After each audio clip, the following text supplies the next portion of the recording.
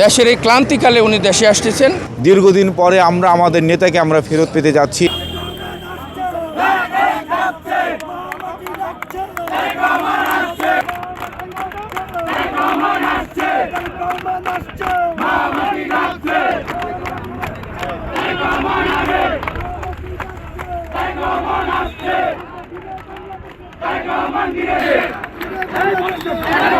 আজকে 17 বছর পরে এই বাংলাদেশের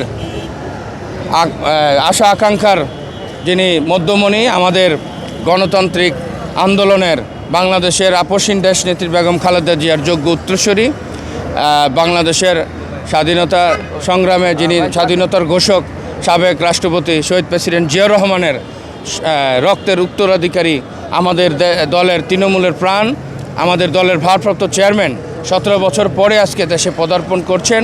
আমরা তৃণমূল অত্যন্ত আমরা আনন্দিত, এবং আপনার সবচেয়ে বেশি আনন্দিত এই জন্য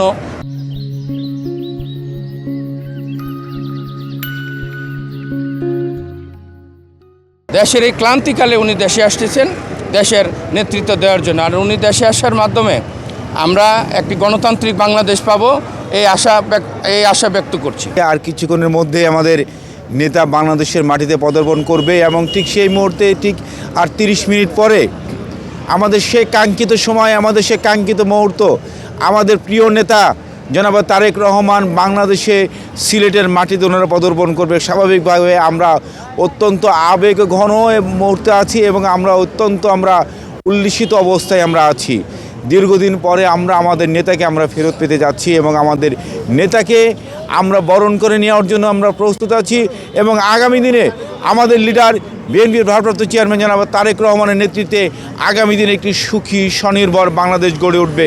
আমরা সেই লক্ষ্যে আমরা আত্মবিশ্বাসী হয়ে আছি।